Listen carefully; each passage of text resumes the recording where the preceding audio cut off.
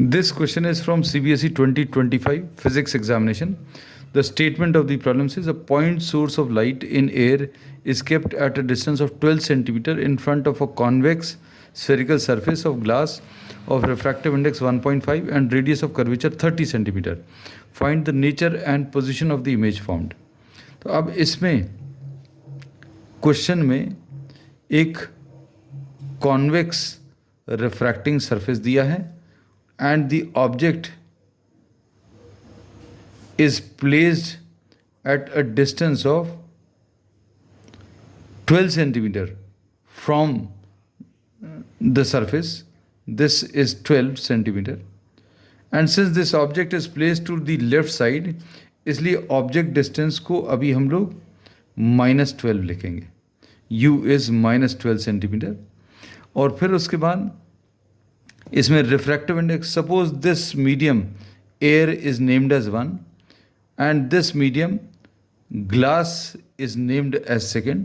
So it is given refractive index of glass is 1.5 and as we know that refractive index of air, ये air है, ये याद रखना है. Air को अभी हम लोग ने फर्स्ट मीडियम बोला है और ये ग्लास को अभी हम लोगों ने क्या सेकेंड मीडियम बोला है.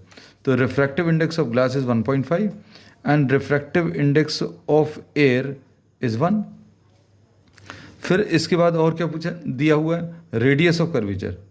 रेडियस ऑफ कर्वेचर, अब इसका जो स्फेरिकल पार्ट है उसका sphere will be lying to the right side, इसलिए रेडियस इसका राइट साइड में रहेगा. Therefore we say that R, right side के जितने भी डिस्टेंसेस होते हैं वो प्लस होते हैं. सो आर विल बी +30. और नहीं तो ऐसा रूल जैसा याद रख सकते हैं एज अ रूल, क्या कि radius of curvature of a convex surface is positive. अब इसमें इन्होंने पूछा find the position and nature of the image, ये हम लोगों को बताना है. अब इसको अगर सिंप्लीफाई करना, we will be making use of the formula to be used is n2 upon v minus n1 upon u is equal to n2 minus n1 upon r. ये फार्मूला भी हम लोग यूज़ करने वाले, बस सिंपल सा formula based question है.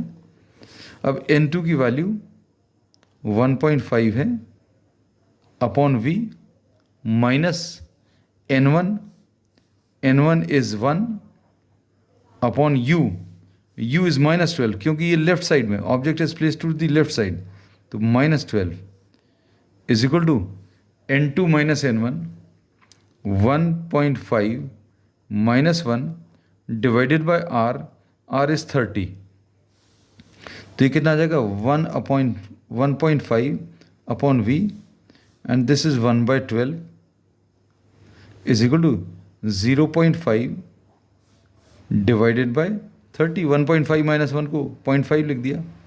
इसको भी हम लोग 5/10 लिख सकते हैं, डेसिमल को रिमूव करके. 30 ऑलरेडी लिखा हुआ था, तो ये कितना आ जाएगा 1/60 आ जाएगा.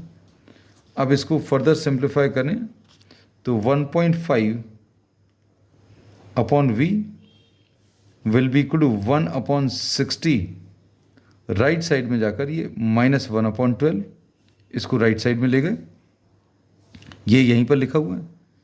एलसीएम इसका 60 आ जाएगा, यहाँ पर 1, 12 5 से 60 तो 1 - 5, ये कितना आ जाएगा -4/60.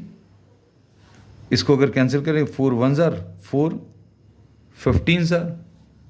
तो अब इसमें क्या बचा है 1.5 upon v is equal to -1/15 आएगा. इससे v की value -15 into 1.5 which will be 22.5. So v is -22.5. That is the image will be formed on the left side. Image जो इसकी बनेगी that will be formed on the left side. Image left side पर है और negative sign से अभी हम लोग ये पता चला है, और कितने डिस्टेंस पर है. This is at a distance of 22.5 and since this is formed on the left side, therefore this image is a virtual image. तो अब इसमें ऐसा याद रख लेना कि ये अगर सरफेस है, कॉन्वेक्स सरफेस, ऑब्जेक्ट कितने डिस्टेंस पर है, 12 सेंटीमीटर, इमेज जो बन रही है वो कितने डिस्टेंस पर, 22.5 centimetre, and towards the left side. Therefore this image is a virtual image.